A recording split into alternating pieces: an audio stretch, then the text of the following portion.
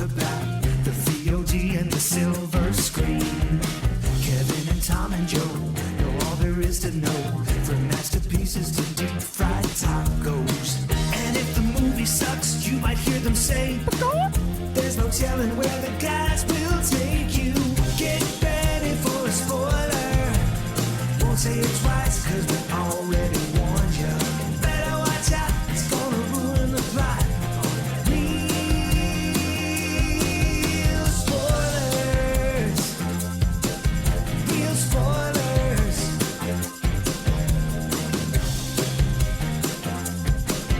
Real spoilers. Broadcasting from the lush but not lavish studios located in the basement of the O'Keefe Institute for Advanced Film Snarkitude, this is Real Spoilers, episode 663. We should have recorded 2 extra episodes, so our Halloween episode could have been 666. We'll throw some of those Halloween episodes in there and just we can make renumber it it. I don't. You can't count repeats. Well, they're on No, the Patreon. Patreon ones that go to the main feed. Oh, I Yeah. see. Yeah. And then the people will demand their $5 I a know, month right? back. If we have like 4 people demand their $5 back, we're out of business. We're out of business. Margins are tight. To be fair, I think this is going to come out after our next episode. We may as well do one with both, just in case we can somehow make it 666. 666. 665. Leave all that in there. Perfect. Yeah.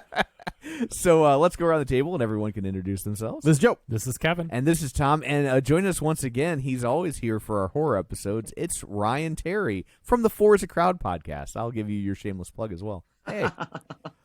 Hey guys, thank you so much for having me back on. It's always a pleasure. And this is a first time watch for me. So, so Me these too. are my, Oh, that's so Me great. three. yeah. So you get just instant reaction. Yeah. So good. Instant I'm reaction so glad. as of, well, would have been 24 hours ago, but Yeah. very close anyway. Yeah. And this is also, I should mention, a part of the All the Horror programming that we've done now. Ryan got us hooked up with them a couple years ago now, I think. And so this will be playing as a part of their special. And there's a show or more even every day coming out as a part of All the Horror. So go check out everyone else's episodes as well. Awesome. So I guess let's dig into Invasion of the Body Snatchers. Parenthetically, 1978, because there's like 7 different movie There's a versions lot. of this. There's a lot of movie. versions of Oh, this there's movie. more than the one? Oh, yeah. I So didn't there know was there's- one from 56, directed by Kevin Don McCarthy. Siegel. Correct. And who pops up in this one? Those who?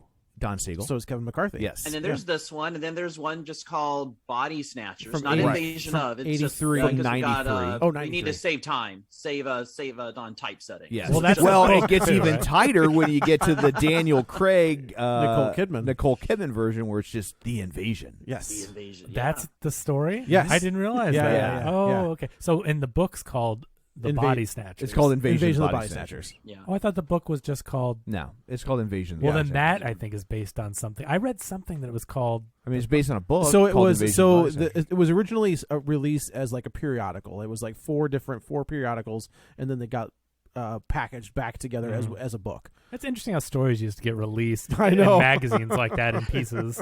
Well, I mean, yeah, that's really old. I mean, it's Charles Dickens. Like that's part Yeah, of why his right. books were so long, is they were released as like inserts for other publications, and then if it was a hit, they'd be like, drag it out. Keep doing People- that. And so all of a sudden, you get the Pickwick Papers goes on for 800 pages. Like And- I got you yeah, covered. but So, especially with sci-fi and pulp back in the day. Oh, like for that, sure. which is Yeah. what this would have been. according to Wikipedia, which as we know is never wrong, Invasion of the Body Snatchers is a 1956 American sci-fi film that is Daniel Mainwaring adapted the screenplay from Jack Finney's 1954 science fiction novel, The Body Snatchers. Okay.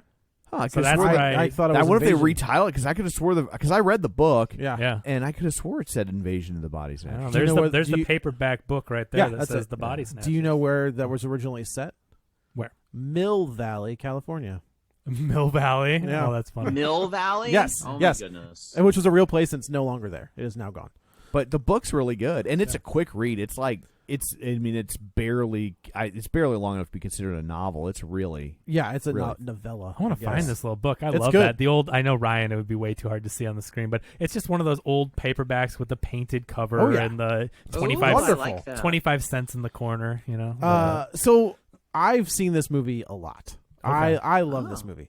So I'm interested to see what you guys thought of This it. was a good movie. I thought this was great. Yeah. This is solid, man. Yeah. This was really good. Good. I studied the original in grad school, and so that's the one I was aware of the existence of the other iterations of it, but I had only ever really studied the first one. So I was curious how what my reaction was going to be to the remake as opposed to the original, because oftentimes, and I think it generally goes, the remakes aren't typically on par with the original, although we do have exceptions out there.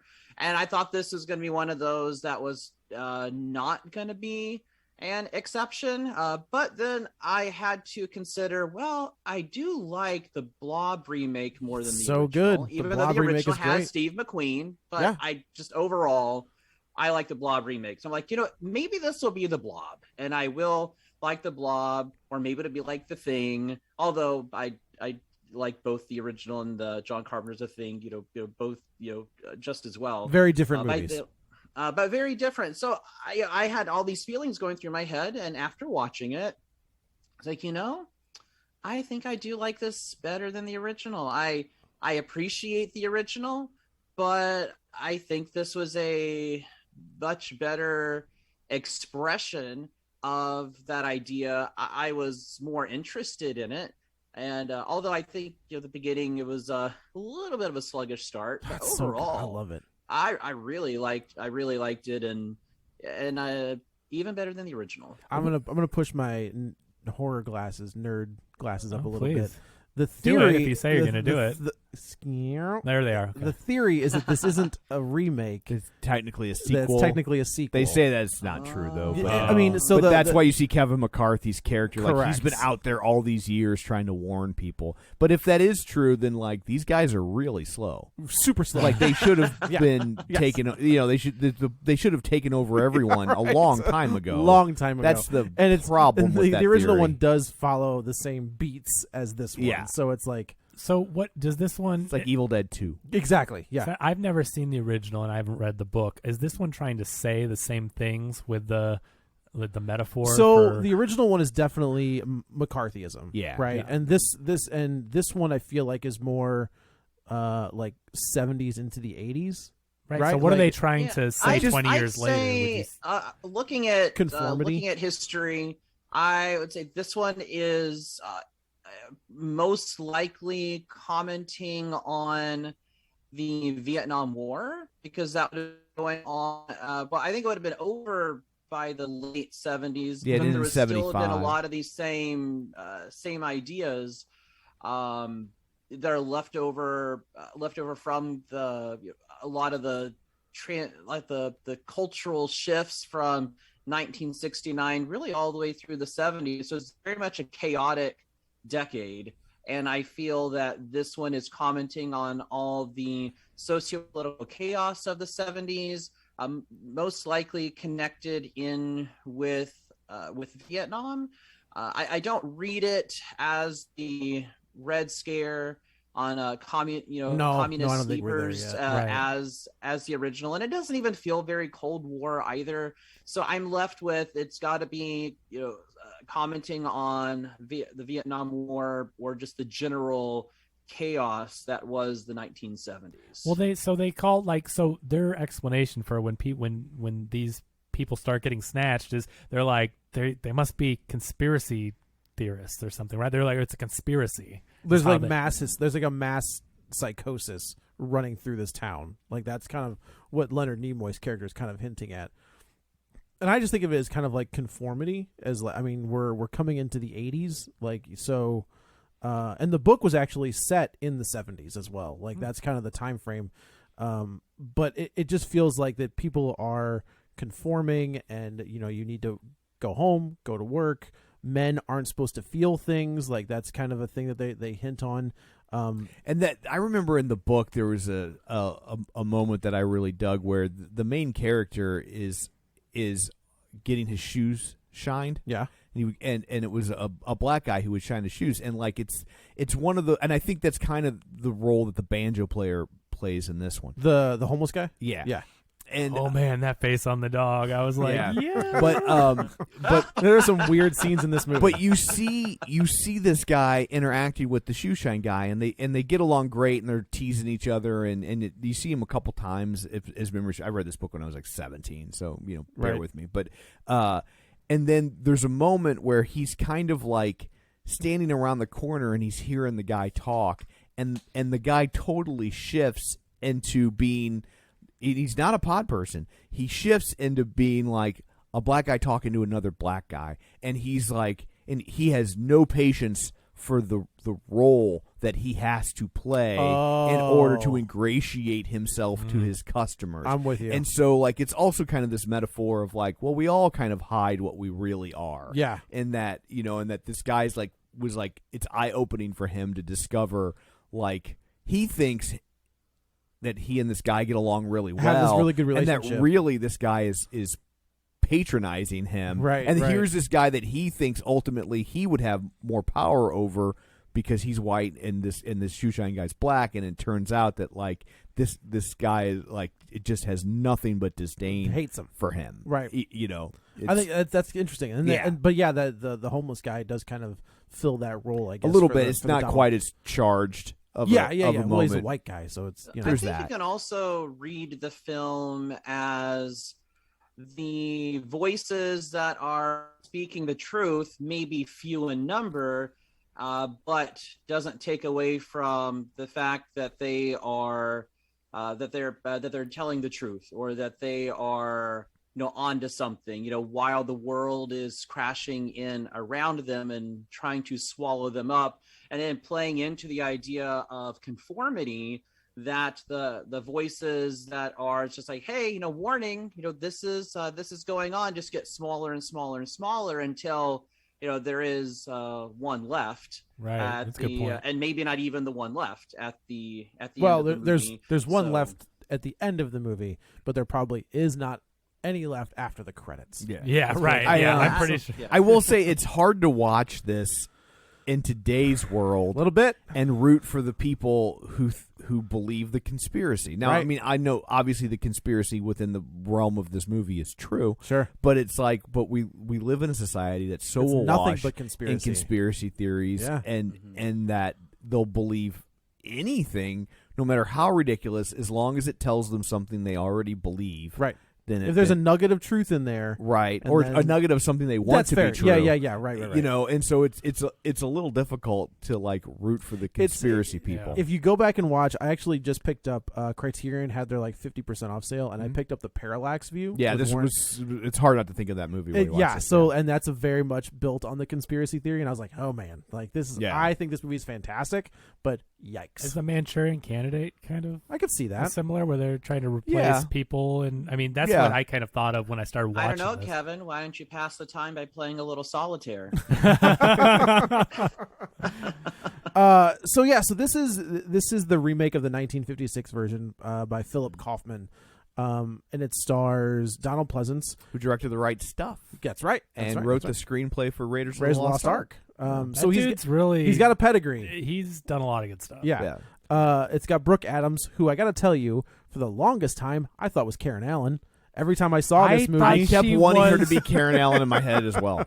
Yeah. it probably up until about 5 years ago when I was like, wait a minute. I've never seen Karen Allen naked. That's exactly right. I was I've very seen Donald Pleasance naked, but not with Karen Allen in the scene. That's but, really funny that I thought the same exact thing that Yeah. was her. But it is funny that it's Donald Pleasance, right? Like it's Yeah. the same guy with these two women who look almost identical. Are you talking about Donald Donald Sutherland? You mean Donald Sutherland? Yeah, What did I that's say? a- Donald, yeah, did I say it's Donald Donald Pleasance? Donald Pleasance. Donald I was Sutherland. like Donald I'm sorry. Pleasance. I'm like, I don't No, know Donald him. Pleasance is Dr. Loomis. Donald I Sutherland. thought maybe I missed him, and I was trying to scroll. No. Wait, Donald Sutherland. We talked about this on our Dirty. He's in Dirty Dozen, right? He's in Dirty Dozen. So, and I He talked about doesn't, how, and Don't Look Now, which is a fantastic horror flick. Okay. Yes, Yeah. so So- good. MASH. Mash, well, yeah, of course, yeah. It was Buffy like the House? Vampire Slayer. yeah, see, Donald Sutherland's been in a lot of stuff, but my point is, when we reviewed The Dirty Dozen, we were talking about star quality and how Donald Yeah. Sutherland just has that thing. Yep. I mean, it's apparent in all his stuff, but you watch this again, you're like, God, that guy's so So good. He has a screen presence and a delivery to where you just cannot help but He to- also there was an off-screen,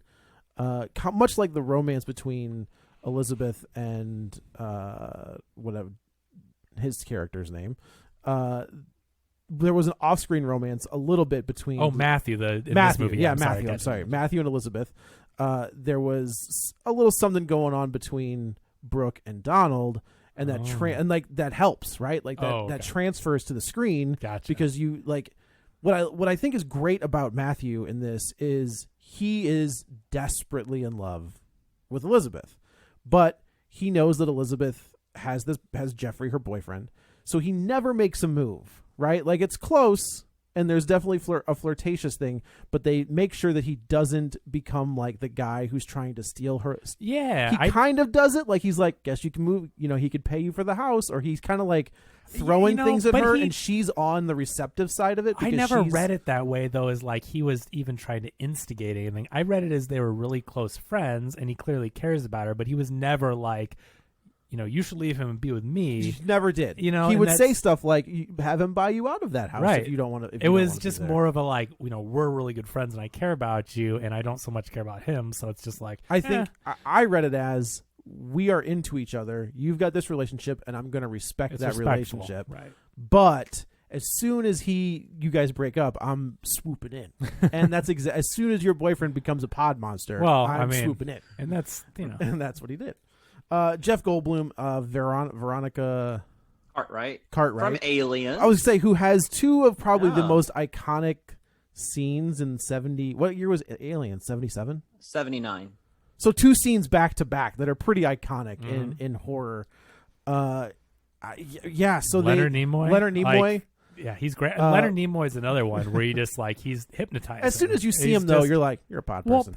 I like though if you look behind him when we were first introduced to him at that pretentious book party. Sure. That behind him there are clearly publicity photos from his Star Trek days, or maybe shortly thereafter. And so, because I picked up on it, and I remember this because you also saw this in Sunset Boulevard. All the pictures around Norma Desmond's mansion were actual publicity photos of Gloria Swanson. Yeah. And so back behind Leonard Nimoy, you have actual photos that would have been, when he signed autographs for fans or whatever. And so That's smart. really why like recreate? that. Why spend the money to recreate when you've got? Hey, Leonard, can you grab some headshots out of your trunk? Sure can. And since it was before the advent of Comic-Cons, he would do it. Yeah. Right. Yeah. That would like quadruple his asking price if you needed all those autographed pictures. There you go. 10 years later. Yeah, so this is where I don't really know if you get an explanation in the 56 version. This one's pretty lays it out for you. This is an alien spore that comes to Earth, and then it starts. It's a very slow process, right? And Robert Duvall is in this movie for no reason. Well, okay, Robert Duvall is in this movie. He's the priest on the swing at the beginning. In the very beginning, that was weird. So and creepy, right? That so was just creepy. like, I know. He's the first pod person. Oh, he is. Yes, so that's why he's staring. That's why he's being so. He is the very first person. I was like, what does that mean? I'm like, it's still not the worst thing that a priest has done to a child. Isn't that weird? Yeah. But it reads very differently these days when you see a priest acting creepy on a swing set. Yep. Yeah. You're like, so whoa. the deal is that Philip Kaufman, the director, like I guess is friends with Robert. They made a movie. I didn't even recognize the title of it, but they had made a movie and together. He was in San Francisco when this was being filmed, and he's like, "Hey, can you come in?" And he was like, "Yeah, sure. Give me an Eddie Bauer jacket, and I'll do it." And that's exactly what happened. Yeah. He didn't get paid. He was just there on set. But I do remember like watching this, and I was like, "Is that Robert Duvall?" I had the same moment. I had to look it up because I was like, "Robert Duvall's in this?" I don't remember sort of. that. He's in it for a little bit. That's. I was also then I had to look it up because I was like, "Why would he do that?" At this point, he's a known guy. He's right? a guy. He's one of the guys. Yeah. I like the way that these creatures transport themselves and the practical effects of all the little. It's pretty great, right? Vines and things. Yeah. Like it's really creepy. I mean, it starts off as just like a foam. It's like a little. floating. So what they had was like a little bit of like this tube of gel. Mm-hmm. That was it. They had this small tube, Astroglide. Yeah. and they just kept using it. I prefer wet platinum. But they would use it. Do you have a promo code you need to? And that's what that was. It was just like this little waterproof gel. That's what they would put on the leaves, and like they'd put it into the water, and that's what gave it that weird. Yeah. like otherworldly look. But I like when it starts to attach itself on things like plants and leaves, and then you see all the vines and little things grow out of it. It looked really cool. It was really creepy, and I didn't look up the effects. It looked like it may have been stop motion because there would have been some it didn't look... computer effects at this point, but not. I mean, certainly not a lot. So nothing that would have aged well. Yeah, I love how it looked because it was very. It was. I mean. Creeping plant, so very alien. It just the way the tentacles or roots or whatever would come out, and then you'd get the flower. I thought all that was great, and just throughout the film, I really enjoyed the effects, especially later on when we get kind of one of the big reveals. Oh, geez, the money shots are. They just all back stand to the up. Astroglide. Really well, and it's just such a testament to. When you can afford it and you have the talent, that the practical really does hold up because you've got something tangible there. There's a physicality to it. We kind of said that on the Halloween Kills episode. Is we talked about the Donald Pleasance face and how like we can't figure out why it looks so good. Well, it looks so good because it was all real. There was no CG. That was all. I wonder if they did any CG touch-ups though, because on the episode they said it was all makeup. They said it's all makeup. I know, but on the episode we thought it was CG deep faked because there's something uncanny about it, and I wonder if they did something. I think it's uncanny because you're trying to make it Donald Pleasance in your head. I think it's like if there had never been a Donald Pleasance character and that guy just walked in, you wouldn't. I don't think it's uncanny because it's so close. It's Donald Pleasance adjacent, and you're trying to push it there in your mind, and you can't quite get it. He's not. Are you sure you don't mean Donald Sutherland adjacent? Oh, my bad. That's really adjacent. Yeah. So we are introduced to all of our Brooke. Elizabeth is walking down the street, and she finds one of the spores, and she picks it up, and she's like, "What? She's more of a flower than flower. A spore. I guess that's true. Yeah." She's the public health inspector for the city of San Francisco. Her friend Matthew is like a health inspector. This movie hooked me from the French restaurant. That hooked me. That's great. That is such a great introduction to a character where you kind of see how good he is at his job, and he doesn't care about all these fake people. I love the French chef. No, it's a caper. It's a caper. Okay, if it's a caper, eat it. Yeah, and they're just like no. So the chef in the back. When he says eat it, and the chef's like, don't eat it. Like, so it's probably a rat turd. He finds a rat turd in their food. So this is this fancy French restaurant, and they're trying to put on their best face and everything for him. And he's like, yeah, no, I'm shutting you guys down. Right.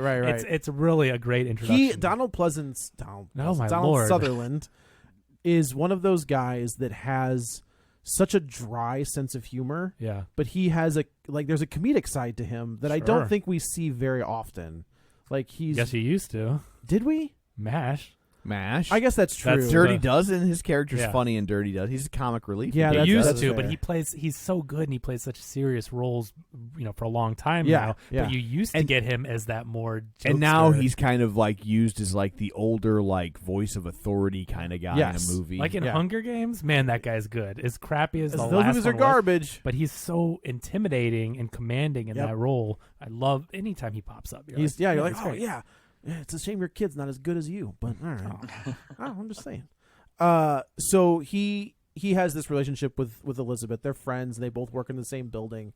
And he kind of calls her out of the blue that night. He's like, "Can you rush this?" And she's like, "No, I'm not gonna." And then they have a back and forth, and finally she decides to go in early. At this point, her husband or boyfriend Jeffrey, who doesn't seem like a bad guy, but he just seems like kind of aloof. He wants to watch the game, and she's trying to read this book, and he's like, he doesn't seem like a jerk. Sometimes he does not seem like movies, a jerk at all. He's watching his TV with the headphones on or whatever, but he doesn't seem like a bad But he also, guy. He embraces her when she comes in. Right, he's not ignoring her. Right.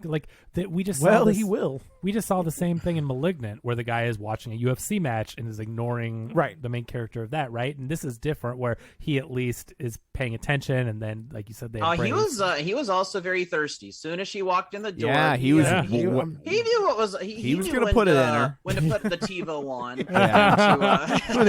When to record the game. Yeah. So he's not a bad guy until he's abducted by aliens and trying to take over the world. Yes, right? that'll do it to you. That'll do it. So Elizabeth puts the flower into some water next to the bed, and which she's kind of the one that starts this whole thing off, like not on purpose, but she's on accident. the Rock. She is the Rock. Yeah, that's right. In Rampage. Yeah, that's right. So she wakes up ready to go to work the next morning, and this Jeffrey has gone. He's already in his suit. The flower has been knocked over. One of the things that I think is brilliant about this movie is if you go back and watch it a second time, everything's there. It's all happening, but in you the don't background. realize it, right? Like so, like all the people you see that are clearly being converted. And, yes, but and the- Jeffrey is emptying the trash. The trash. Okay, The trash- what is that hair stuff in the garbage It's truck? the body. That's the pod. Like, That's it's the pods. husks that they come out Okay, of. because every Yeah. time they show that in it from the very first time, the garbage men are always out at all Yeah. times of the day, and they're crumpling up this what looks like like insulation. Yeah, So or like, it's like the a hair pod. fibers of a couch Yeah. if you Yeah. pull it apart. Well, if you right? look Yeah, at, I if think you, it's just the web, because they talk about the webbing. I think in the first act, there's that newspaper clipping about webs all over San Francisco, and then when we see okay, the bodies, they're covered in. they've got like the wet- Looks like Spider-Man. but got this is really like happy. looked like black, Just, like black just fabric. It covered. was just so strange. so it's I never it's picked the up. husk of Yeah. the thing, and then it's also the other body. Yeah. We see what happens when we get to the end. We'll see what happens to these bodies when they. Well, that makes more sense, and Yeah. I knew it was something nefarious, but I'm like, what? So is okay, so that? go back and rewatch it and Yeah. see how many trash trucks you see. Yeah. See a like lot. they're all Oh, over I know. the place, the right? whole Like movie, that's- every time I saw a trash truck, I picked up on it, and then it was always the husk stuff in the Right. back. Yes. So I'm glad because It's then very efficient trash service. Yeah. I mean, it is just it's a pick like every day. I mean, that is some middle of the efficiency right there. night. And in the whenever you morning, need a yeah. trash truck, they'll come and pick up your Yeah. pot and you know, So it's not all bad. not all bad, Right? Like, not all I bad. don't know. Sometimes my trash doesn't come until 2, 3 p.m. Yeah. and I'm like waiting to wheel the barrel back. All you into gotta do is the- give them a call. Yeah. Hey, I got a husk and a dehydrated body. Can Oh. you come take this, please? Yes, that'll be the first thing I say when I need my trash picked up. So Matthew goes to get his shirt cleaned. I think this is another funny scene, kind of, where he's like, "Oh, this one's got coffee on it," and she's like, "That's not coffee," and he's like, I put "I it there put it there myself." myself." Yeah. Like that's a good line. Yes, he's a charismatic dude. He very Like, much is. Yeah, you're absolutely right. And then the husband of this, the people that own this cleaning company is like, "Are you a doctor?" And he's like, "No, I'm not a doctor." He's like, "Let me talk to you for a second." He's like, "All right." So he walks over there, and the guy's like, "That's not my wife." And at this point, Elizabeth has already said there's something wrong with Jeffrey. Like he's not acting the same. Something is off. So this is the she would second seem, time. she would seem crazy, but Matthew keeps running into people, and it's this reoccurring thing where they say that's not whoever. Right. So it's he trusts her. I mean, obviously they're close friends, and he wants to believe her, but he's also like, your relationship's You're not a little, that great. Yeah. But yeah, this is happening a lot to people around them. Right. So they're riding in the car, and he says, "Let's go talk to my friend." And the friend is actually this world-renowned psychologist, Leonard Nimoy, Yeah. who I don't think he's Dr. Spock. he is Dr. Yeah. Spock. But like, as soon as you see him on screen, you're just like, nah, you're not. You're a pod person. Like, you've already been turned. Like that's and that's the thing. But is, also, like, you it's don't kind of like, but Spock is so logical. in his delivery Yeah, to where right. you're almost like, well, but that's how Spock is, and he's not a pod person. You know what I mean? Like Sure. it's almost like you get that because you know Spock that you're just like, well, maybe that's just his It's just who he is. his way. It's just yeah. who he is. And he's a psychologist. yeah, right? so he's it's very like, literal thinking. Yeah. But that's Well, the. can I that's ask the- you a question real Yeah. quick though? The thing that I didn't get is when the aliens take over these bodies, usually the people act very strange. They just are very, very different. But Nimoy seems the most human. He's very much. He doesn't act like a Right. Jeffrey acts, right? And Well, why? I think you could look at it if we look at this through a Star Trek lens. And so I love Star Trek, mostly TNG and Voyager and First Contact. This is my favorite Star Trek movie. But in First Contact, we have the Borg Queen. So up until this point, our only knowledge of our only representation and knowledge of the Borg is what we've seen in TNG and Voyager up to the point First Contact comes out. Well, First Contact comes out and you have the Borg Queen who, while she is Borg and in charge of all these drones, there's still a sentientness about her. And there's a dichotomy to where she is independently thinking, as well as the ability to be the brain of the brain of the collective. And that's what I think Leonard Nimoy's character is here. He's the equivalent of the Borg Queen from the Star Trek universe, because he is clearly, as we learned later on, in charge. It's like, you kill the queen, all the drones die, and it's that idea. I think that's why he's kind of like the equivalent of the Borg. Yeah, he's higher up, so he has more of a he's smarter about his strategy with trying to convince them of certain things. He's the one that gives us the backstory. He's the one that tells us where they came from, what the plan is. And so that would make sense, Ryan, is that he kind of is like the upper echelon of like the pod people. That's good, at least. That makes sense then for why his portrayal is so different than everybody else. Kind of seems like I'm not going to say robot, but they're aliens. Robot is kind of a good way. They kind of are. They're not human. They're more like, all right, I am leaving. See you later. They are very robotic, but Leonard Nimoy is very much like, who's this guy? Hey, I'll sign a picture for you on the way out. Where he just is more. Well, like I think at that human. I honestly think he's a pod person at that point. You think at the book thing he's a regular? I think he's a regular person. Then I do. I think then I don't think though he's trying to get that one couple back together, and clearly the husband, boyfriend, I think it's husband, is it's the husband, clearly a pod. Yeah, he's person, like, no, he's just your husband, whatever. That's he's like you need to be together. It's just like, here, let's hold hands, and you can accept him for whatever. And I think you can see it both ways.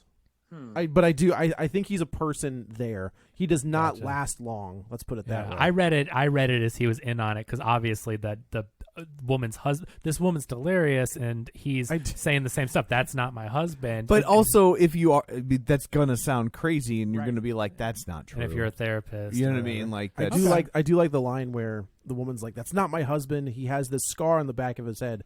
And Elizabeth, she's like, "And it's gone now, right?" And she looks at her, and she's like, "No. It's still there." And like, it's one of those moments where Brooke Adams was kind of like, "I got you, like I'm with you," right? And then both of them are just like, "No, you moron! Like he's totally fine." This is where we're introduced to Jeff Goldblum and Veronica Cartwright, who's working back at the weird spa place that like has like shower curtains for rooms. This like, is very. I really liked the mud bath, the I think it's like a Turkish bath or the mud bath. It was very strange. I don't think I've ever been to one of those places. I saw that man's balls. That's all I have to say. Like when he got out of it, I was like, man, that is pretty quick.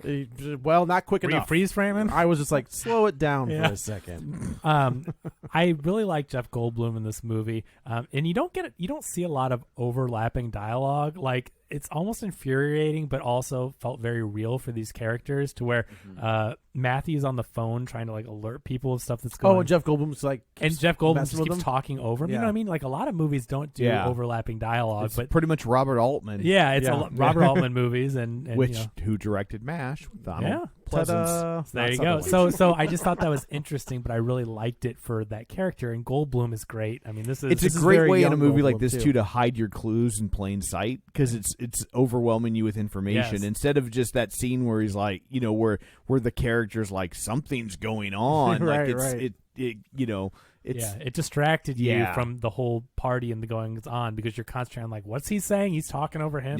But I like the way that Goldblum's sitting there railing on Nimoy's character, and like, he sucks. He's like, He has I can't even hardly get a word out. Like 6 months, he gets a whole book, and I'm trying to write. I can't write 2 sentences in 6 months. And I love, you hardly ever see this either. They introduce a character so randomly in this scene and then move on from it. That woman is like talking to him. Remember when they walk into the party and some random woman talks to Jeff Goldblum? Yeah. And he's talking to her about he's a hack, and it takes him 6 months, and he just whips these things out, and I can't even get a thought. And she's like, "What's so bad about blah, blah, blah?" Like, they talk, and he's like, "Whatever, I wasn't even talking to you," and they move on. I loved it, because I don't think I've ever seen that in a movie before. It was just really random, and I liked it, because it seemed like, again, he's at a party, and he runs into someone and says something, and then he moves on. I don't know. It was cool. This is young Goldblum too. Like this is.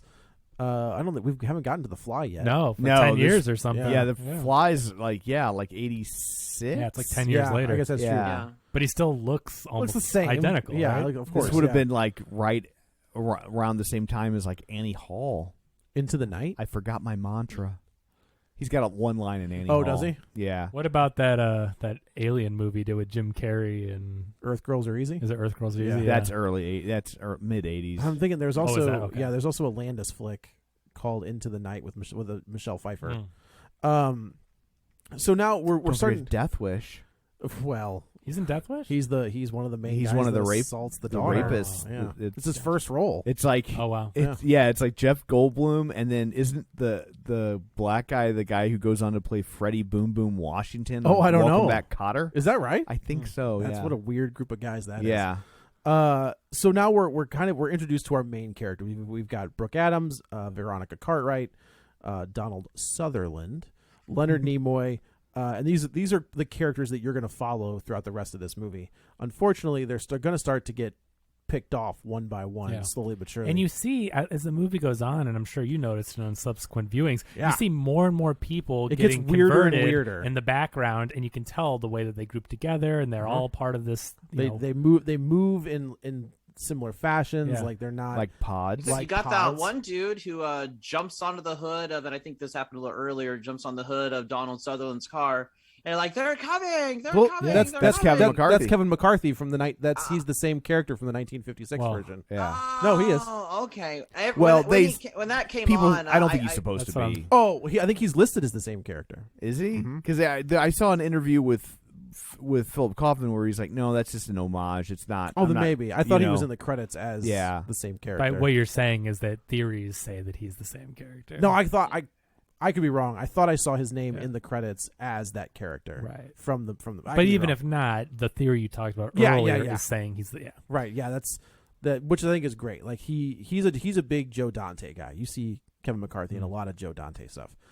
The one scene that I think is absolutely terrifying is Matthew and Elizabeth are walking down the hallway of the public safety building, and you can see there's a guy just like behind this frosted glass. It reminded me a lot of the scene in It when you see the kid who's researching, Yeah. and you see like the Pennywise possessed librarian. You can't see anything, but you know that she's there, and she's got the the wacky face or whatever. Right. So there's just so as they're walking through San Francisco, which I will also say, it is something special to see things filmed on location, because San Francisco has a look unlike any other city in the United States. Yeah. So it's very distinctive, and I think that adds to the realism of this movie. Obviously not the pod people thing, but there's just Well, that it keeps happened it- in San Francisco. Yeah. That was during that time, yeah. Keeps it time. grounded. It does. And there are also moments in this when I was like, well, that's not a thing you can say anymore. But When we were talking about what this references, it might reference just you saw the rise of cults during this time period. absolutely, and Jim Absolutely. Jones came out of San Francisco. yeah. And so I That's think, a good comparison, I you know. think, because it, Yeah, the way that's they're- really good. and a lot of the cults started. Some were religious based, but a lot of them kind of started out of pop psychology, which is what Leonard Leonard Nimoy's Nimoy's doing. character would be. Mhm. Yeah, So. that's totally true. There you go. There's a moment where Donald Sutherland's like, what if he just decided to be gay? And he just wanted to be weird. And I was like, well, that's and I can't say that anymore. Like that's not Yeah. that's not a thing that's okay. You don't just decide to be gay. So as the movie is progressing, it's getting like there's a claustrophobic feel to it, Mhm. because your characters are four characters are the only ones that are left, and they just keep getting small. Like it's closing in on And them the slowly. sounds get more Yes. like industrial. Yeah. Like And you actually, I think this is the guy's only score. He said it was very hard for him to do this score, and he only did one. Yeah. And this was it. So we get to the point where I'm trying to think. When we saw Elizabeth, her boyfriend, she also sees him kind of running things. He's kind of higher up in the communications Somehow, yeah. of distributing things, and we see these glimpses throughout the film where he's meeting with more and more people. Right. And I think they're important people, isn't it? The mayor at one point they're It's- meeting I mean, with. Yeah, the mayor's on board. and Everybody, yeah. they've got everybody. But we see him meeting with all these different people that are in places of authority, and then they're of course spreading it, to all their further people. and further. You Yeah. see, there finally we get to one of the end scenes. Is like these people are in this warehouse just collecting pods, and just shuffling them off into the rest of San Yeah, the Francisco. logistics of Yeah. it are crazy as you see how they're distributing things and growing things, and and eventually leading to what they think is salvation. You think Amazon based their warehouse operations off the efficiency? We are in this kind of movie? all in the Amazon cult at this point. Like they've figured that out. It's a good point, though. And it's Yeah. like, we know it's bad, but like it's so convenient. Right, exactly. It's like, yeah, that's exactly right. So we get to a point where it's it's Nancy Cartwright, who is the voice of Bart Simpson. Veronica Cartwright, Jeff Goldblum, Donald Sutherland, and the other gal, Not Nancy Allen. Not Nancy Allen. Yeah, no, Danielle Pleasance. Danielle Pleasance. Danielle That's Pleasance, exactly there it right. is. Yes, thank you, Karen. Elizabeth. Elizabeth. Yeah, So- you could know it's Elizabeth because if it was Karen, she would have demanded to see a pod person's manager. That's right. Yeah, well, Yes. I was thinking Karen Allen. That's what I was thinking. So they split up, and they know that like we see that Jeff Goldblum finally decides, look, we gotta something has to be done. We are outnumbered, and he kind of runs off in the Well, distance. remember Leonard Nimoy is like, "Can I give you a ride home?" And they're like, "Nope, we're staying at a hotel." Yeah, we're good. Matthew's like, "You can stay here, okay?" And then he goes downstairs and he gets in a car With Jeffrey. the boyfriend, Yes. and then another one of the people you see. I can't remember if that's the mayor. It was or so that someone was the higher. husband of the woman The from we okay, earlier. so you can tell they're all in. So we as the audience now, Yeah, we know that Leonard Leonard Nimoy Nimoy's is bad, yeah. part of the crew. And this is when now they like trap them in Yes. the house or apartment or whatever it is. Yeah. They trap them. They're like they have a blockade and sirens are going off and people are charging. Like It's I mean, Elizabeth says they're coming to get us. Like Yeah. that's. I will also say the Kevin McCarthy thing where he's like they're coming, they're here, is Yeah. actually the basis for the end of Halloween 3 when what's his name is yelling into the camera. That is a direct reference to Okay. Invasion of the Body Snatchers. Now, before they come after them, though, isn't that like the really creepy scene of Donald Sutherland falling asleep in that lawn so chair? there's in the two, right? pods? Yes, there's two scenes like that. There's the one scene where he does rescue Elizabeth. Like he calls Elizabeth and is like, "Hey, I wake up," and Jeffrey takes the phone off the hook. Donald Pleasance breaks in, and this is where we see almost a fully formed pod person at that point. Right. This is the first time we see what they're actually doing to Correct. replace these So- people. They're growing. And they give you an idea of what happens to the human's face. Like there's like skin is flaking off, or you've got like that spider web kind of like look to it on their face. Because I think is this one because I can't remember when we get like the actual birth of the person. That is in this house. That is in the body. Okay. That yeah. So Donald Pleasance falls asleep, and his hand kind of touches the base of this thing, and we get 3 pods. We get the Donald Pleasance pod. We got Donald Sutherland. We get the Elizabeth, and there's a third one, but you don't like. It's not formed. I think it's the 4 of them that are in that house. Is that what it is? Yeah, there's Okay. 4 of them. I'm pretty Yeah. sure. But this is so creepy when we finally see what I they're think it's the doing. 3 because Veronica Cartwright's awake. Remember, she comes running down and wakes up Donald Sutherland. Well, But there's 3 pods at least. either way, I thought there were 4, but either way, when we see it, this is the first time we see this, and again, the practical effects here are so good. So Yep. good. And this is so creepy as you get the close-ups of this pod, and then they're spitting out this weirdly not fully formed human type thing. But they're moving quickly, right? Like that's they're changing. Their maturation quickly. rate is incredible because Yeah, when they're yeah. first birth, they're kind of look like a baby, but not Right. really. Like there's this infantile It's like simple. It's just- infantileness about the physiology, but then it just they mature just incredibly rapidly. And then by the time Donald Pleasance is up on his feet, the Donald Sutherland looks like. Hey, if you're gonna name the wrong Donald, you could do worse. Thank Yeah. you. That's true. Yeah. This is true. Well, Yeah. Joe's This been is doing true. a lot of A Halloween lot of podcasts. Halloween, I get yeah. it. But when this moment is so very like quiet and contained, they keep cutting back and forth. The sound effect is just the pod Yes, sounds. it cuts to Donald Sutherland asleep in the chair, and then it cuts to the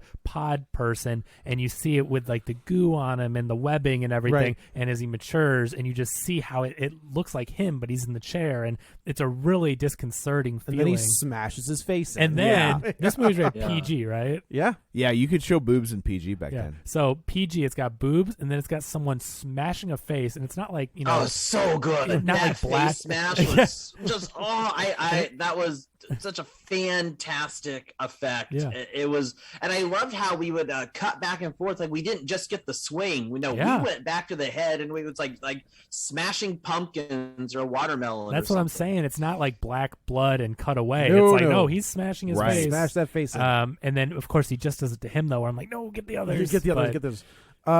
So this is where they decide to leave the house, and Jeff Goldblum's like, "I'll lure him away. Like it's fine." His wife. Well, they get down to They're like at the get to the docks. docks. Yeah. They're running, and it's this great mob scene where they're chasing them, and they hide under a stairway, and you see the whole mob run by, and motorcycles go by Right. and stuff, and they escape all the way to where they just can't go any further. They're so stuck. They're So trapped. Jeff Goldblum kind of sacrifices himself, and we He assume Jurassic Parks it. he does. Jurassic It's literally Park it. him Yeah, with the yeah. flare. Yes, running exactly around. right. And Veronica Cartwright follows him. So we assume that we have lost them to this madness. So Donald Sutherland and Elizabeth go back to Donald Sutherland's business. They go back to the public health department, and But that's where, real quick, that's where they see the ship loading things, right? Because don't they think they're going to be able to? Because they're going to try and they're thinking, well, they can leave on the ship, and then they see the ship is loading up things, the and they're just pods. like, They've son moved of that a-" fast Right. that now they've already got this whole distribution method ready. Well, to, no, that hasn't happened yet because we Oh, haven't okay. lost Elizabeth. Okay. Because that's coming. Okay. So Well, yeah, that happens as she's lost. yes, right. So they get back to the public safety department, and they kind of fall asleep, but they're not Oh, close to the yeah. pods, so they're okay to fall asleep in Yeah. this situation. And then the pod people break in, and we see here comes Jeff Goldblum. But not before they can take 5 speed pills. Correct. You gotta, Yeah. gotta stay awake. At first, I'm like, oh my God, he's sedating them. How are they going to stay awake? But I'm like, oh, good thing they do those 5 right. speeds. Like they Yeah, they It set that up. counteracts it Yeah. a little bit. Right. they got their downers and uppers. I mean, all ready to go. That's right. It was the 70s, man. Yeah. Yeah, exactly. So in through the door comes Jeff Goldblum, and they're like, "Oh my God, it's so good to see you!" And then he's like, Oh my God, it's was- not so good to you see you. should have just fallen asleep." No. And it was like, Yeah. And then here comes Leonard Nimoy as well, and now we know, everybody. We assume we don't see Nancy or Veronica Cartwright, she's gone, so we just kind of assume that she's lost to the Yeah. to the. I think you're kind of supposed to shuffle. forget about her, but you don't You- think that. right. Yeah, you don't see her. So they get away, and this is where But Nimoy is there's a big fight here where Matthew kind of fights off his 2 former friends, Yeah. throws Leonard Nimoy into a freezer, which I think is kind of cool. He's a pod Which is person. also Jurassic Parkish. kind of. Just Yeah. like the velociraptors in the freezer. Yeah. That's We got right. the That's flare, right. Oh, man. we got See, the- Steven we got the Spielberg's a hack. freezer. Oh, we're foreshadowing right here. And he ends up killing the pod version of Jeff Goldblum's character. So they take off out. Matthew and Elizabeth take off out the building, and they run into Veronica Cartwright, and they both have this both characters have this moment where just are you real, or the Spider-Man thing, hey, what? Mhm. And then she says, I've been looking for the husband, and they were like, oh, thank God, and they all kind of joined back together.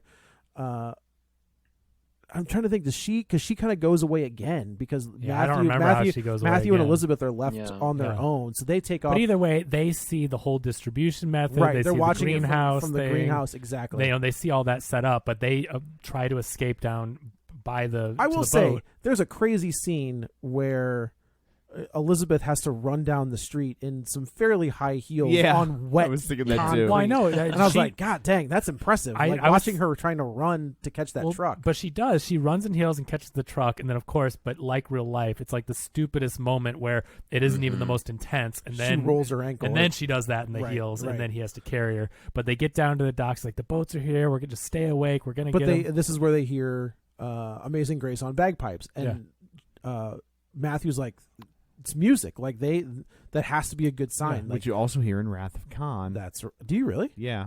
Oh, Amazing Grace, interesting. when they Yeah, when they shoot when they the, shoot Spock into oh, space. sure, coffin sure. Yeah. thing.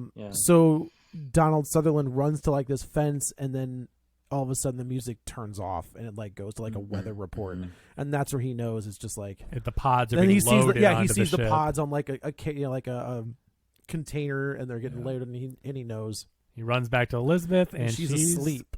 Yeah, And then he tries to wake her up, and this is kind of a gut wrench of a scene where I will say that they both do say "I love you" because they know that the pod person will not say that, and they want to make sure that they know that if I say that, that means you know that I'm the real one. but so she starts to, Elizabeth. like he grabs her. I don't think we can't even see her yet. We can't see the pod person, but we know that around the she's- same time. Yeah, it's happening. He grabs her, and this is another kind of a horrifying effect. Where the her first time you face see a human just starts to like disintegrate and melt away, in and his she kind of hands. like falls apart. She legitimately falls apart in his arms, and that's how this scene kind of ends. Is he gets up and runs away, and then we cut forward to now he goes to the greenhouse and destroys. Oh, all that's the right. pods. Yeah, and we see naked. He she's climbs- He walking goes on a around naked. rampage on it. Did we skip Dogface? That happens right here. Oh, Okay. Yeah. So that's what Man, leads that to was creepy. that's what leads to the That's so leg creepy. to the ankle break as she freaks out. Yeah. Oh, this is where we lose Veronica Cartwright. They're all together walking in this pod. They see the dog when the homeless guy's face on it, And she, which is just completely random. There's no like No. Oh, it's great. there's no reason for that to Yeah. be there, so it's just like the most random thing. It's great. So But Elizabeth screams and Donald they start chasing them. takes her away. And Cartwright. And stays isn't with don't her. we just start getting that? This is where it stops. The shriek at this the point. shriek has been going on at different points throughout the whole movie. Okay. You just didn't know it. But you just didn't know what it But was. it's getting Right. bigger too. Yeah. Now there's more of them. The group chases them with that this whole time. Right. So anyway, he goes and Elizabeth's gone, the real one. He goes to the greenhouse. He climbs up, sees their operation, starts cutting the lights down, and they're starting fires, and people are trying to grab pods and escape with them. Right, and he's just smashing it. And we see the pod Elizabeth, and she's just walking through. She makes the sound at him, and it's just like ugh. Yeah. And then we just see him kind of running off in the distance, and we cut to black. Well, he and- runs away and hides, and you think he maybe is going to escape, and then one of the pod people come and look down through the floor he's hiding in and shines a flashlight, and that's where you don't know, like, did he see him or did he not Did he get see him? Because And he it- doesn't move. Right, and it cuts forward, and then We see Donald Sutherland like walking through the motions, right? And he has this look on his face where he's just trying to stay cool. he's back at work, and you don't know, is he blending in? Is he? Yeah, right. And You I think see this Elizabeth is a there really right at work. Elizabeth, and that's and he's looking at her kind of longingly because he's it's the woman that he loves, and now she's a pod person. And then he's just trying to go with the flow, and he's walking. It looked like DC, but I assume it's just part of San Francisco. Whereas, like, I thought the Capitol building was, but it wouldn't make any sense to be in DC. Yeah, it's just another It's building. their same. And then we see, But they all walk out rank and file when and he a joins noise up. plays, and he joins with them. So Right. like, oh, is he just blending in? Is Right. he one of them? And then we see Veronica Cartwright, and she says Matthew, and he turns around, and she's like, "Oh my God, it's so good to see you." And he is a pod person. The gift moment. You Yeah, get the this gift is- right this here. is the Yeah. gift moment for This- sure. Everyone knows yes, this. absolutely. And that's how the movie ends, kind of the same way the original one ends, with Kevin McCarthy screaming into the camera. The Veronica Cartwright again screaming, not really into the camera, but that's how the movie ends. So you think Matthew's the last one left, but really it's her It was for her. at least a second. For and now, I mean, she could probably still get away. then- So we're but- supposed to take it that they took over. Like, Yeah. Earth yeah. is- wins. So I will say, in the book, it's a happy ending. Is Yeah. everybody gets away? Your character, everybody, all of your main characters get away. They get into a car and they take off, and everything is okay. But where Kinda are like they going to Bird go? style, where it's just like the world, we don't know where we're going. Right. The but Mist. we're- The Mist, Just and, driving well, off. maybe not. The Mist doesn't have the greatest of endings, but Interesting. I wonder why the Well, the movie. book ends that way, right? doesn't Mist? he doesn't shoot. Well, spoilers for the Mist. He doesn't shoot his own kid, and then it's revealed that the army's there. That's the movie. Yeah, I've never read the book. In the book, no, I think they just get in the car and they drive off, hoping that they'll okay. find a place better. Oh, Yeah, that's definitely a better ending than shooting your son. yeah. But yeah, so like I There think are days. No, I get it. I think in the book, it's written in the 50s. I think that probably that dour of an ending probably wasn't something that was done back then. They wanted a happy ending. I wonder what the movies are trying to say, though. I mean, how do you guys You analyze can't that? escape. That's the way I take it. Is like no matter how hard you fight, you will never escape. And there are different versions. Like the 93 version is not good. It's not a good movie. The Invasion is also not great. Yeah, it wanted too much to be a big action movie. Yeah. And so it just kind of loses the thread, I thought. I agree. Like What I like about this film and others like it is the ability for each individual to be able to find their own expressive meaning within the film, and how the director's personal ideology isn't overt, which affords the audience the opportunity to glean from it whatever they may. They can read it however they want. And I love when a film can do that, because I find it to be far more thought-provoking than when clearly the filmmaker's personal worldview or ideology is just so overt that it's just like, well, I can't possibly read this film any other way, because you are telling me how I am supposed to interpret this film, which also allows the film to evolve over time, to be read differently, because it's not pre-defining how we are supposed to read this film. Yeah, I think you're absolutely right. Yeah, and I dug how it didn't rely on action. There are certainly a few scenes like that, but it's more about the story and and your characters and the menace and just the claustrophobic nature as things close in around you. Yeah. Mm-hmm. Yeah, they did a really great job at representing that as you see more and more people getting converted, and how the group got smaller and was constantly surrounded, and more trash trucks and more meetings and more. Go back and rewatch really it a second unsettling. time, and like now that you know the story, look in the background and look what's happening in the background, because there's so much happening that's telling you exactly, which is a lot of effort to put into a movie back when before home video. Sure, right? Like because he's got to know that most of that stuff is not going to be noticed, and if before home video. How many times did you rewatch a movie? I mean, rarely, if ever. Yeah, home video was always a part of my life, so I don't like. Yeah, I mean, it would be on TV, but beyond that, you didn't, and you certainly couldn't watch it whenever you wanted. No. So that's a lot of extra effort to put into a movie, knowing that 80% of your people are not going to notice it the first time at all. I did want to take a quick trip into the salt mines. Okay. If you are feeling froggy, I recommend watching The Faculty. This is a really good double feature. Oh, I love The Faculty. So good. And so good. And John Carpenter's The Thing. I think those are like, if you want to do a triple feature, save The Thing for last because it's the best. But yeah, I think The Faculty and The Thing are two really good companions to this one. Dude, are they replacing people in the faculty? Yeah, I don't want too? to. All right, yeah. No, not going to tell you. But The Faculty, if I remember correctly, is a Kevin Williamson. It is Kevin Williamson. Yeah, and it's Josh Hartnett and Josh Wood Hartnett and Jordana Brewster, John Stewart pops John up. Stewart, Patrick. But like the teachers are getting replaced. Piper Laurie is also in The Faculty. Robert Patrick. I remember there was some controversy around that film when it came out because they invited Harry Knowles from Ain't It Cool News to the set, and then he raved about a movie that a lot of people didn't think was worth a rave, and it was. I kind of feel like it was kind of the beginning of the end of that website of Ain't It Cool? Oh man, that thing was around for of its prominence. It still existed, but there was a moment where it was it was it. It was it was the pinnacle for a long time. And then it was people were kind of like, oh, he's got sucked into the system and he'll take your money. And now he's a creepo. Yeah. Is he? Oh yeah. Oh, I don't know. I don't follow it. Well, anyway, I guess that's it for this one. I'm glad you guys like this. Yeah, I'm it always was really worried. good. I'm always worried when I give a recommendation for a horror no, it was movie. really good. This was Joe's fault. And this is good. I love my 70s movies. Yeah, so, I know. It's good This stuff. is very good. Now, I'm so glad I finally checked this one off my list because I've known it's in existence, but it's been a blind spot. So I've now been able to check another blind spot off of my list. Yeah.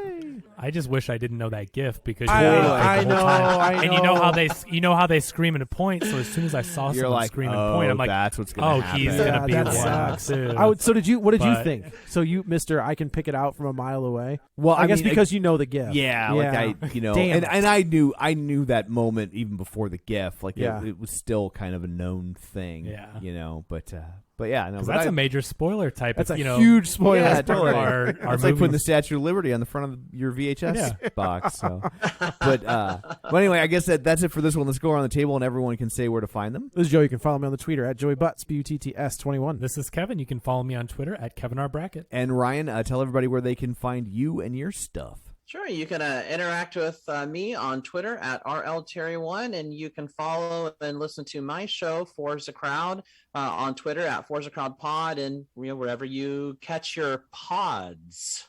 Awesome. And you can find me on Twitter at Roger Kubert or on Facebook at facebook.com/Tom O'Keefe. Find the show online, facebook.com/Real Spoilers. While you're there, like the page, join the group, and of course, don't forget our Patreon, patreon.com/Real Spoilers. So that's it for this one. Thanks for tuning in. I guess next time we will tackle, well, we don't know when this will drop, so I don't know what we'll tackle next. Happy Halloween, everyone. Yes, There you happy go. Halloween. Happy Halloween. Thanks, Happy and Halloween! check out another one. Until then, you've been warned. Get ready for a spoiler. Won't say it twice, 'cause we already warned you.